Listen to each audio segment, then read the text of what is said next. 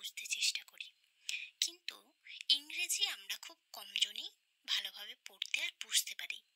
তো সেই কারণে আমি চেষ্টা করলাম আমাদের ভারতীয়রা, আমাদের বাংলা ছেলেমেয়েরা যাতে বাংলায় আইনটা বুঝতে পারে, তার একটা প্রচেষ্টা। আজকে আপনাদের সঙ্গে আমি আলোচনা করব the code of criminal procedure 1973 এর খুব ইন্টারেস্টিং একটা টপিক, যেগুলো স্টুডেন্টরা হামেশাই ভুল করে থাকে এবং ব্যাপারটা গুলিয়ে ফেলে।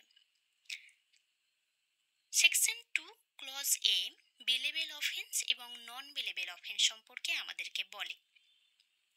বেলেবেল অফেন্স হচ্ছে, খুব সহজ কথায় বাংলায় আপনাদেরকে যদি বোঝাতে চাই, যেই অফেন্সগুলোর কথা সিআরপিসিতে ফার্স্ট শিডিউলে বলা আছে সেগুলো বেলেবেল অফেন্স, এবং যেই অফেন্সগুলোতে আপনি বেল পেতে পারেন, মানে কোনো কিছুর জন্য ছাড় পেতে পারেন, কোনো কিছু অপরাধ করেছেন তার জন্য বেল পেতে হবে, তো সেই বেলটা আপনি পেতে পারেন পুলিশের কাছ থেকে এবং কোর্টের কাছ থেকে, দুই কাছ থেকেই, তখন সেটা হচ্ছে বেলেবেল অফেন্স।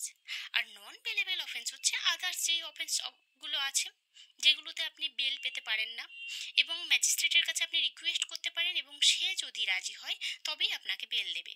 এখানে পুলিশের বেল দেওয়ার কোনো আইন নেই। আরেকটা টপিক হচ্ছে কগনিজেবল অফেন্স।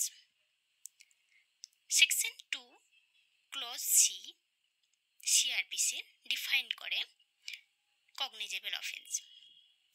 কগনিজেবল অফেন্স মানে হচ্ছে খুব সিরিয়াস অফেন্স যেগুলো হয়, যেই অফেন্সগুলোতে পুলিশ উইদাউট ওয়ারেন্টে অ্যারেস্ট করতে পারে।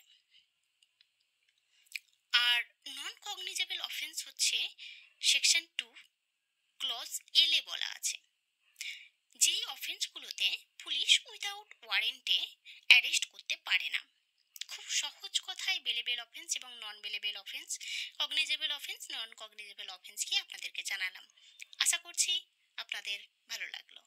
ভালো লাগলে প্লিজ লাইক, শেয়ার এবং সাবস্ক্রাইব করে দেবেন আমার চ্যানেলটি।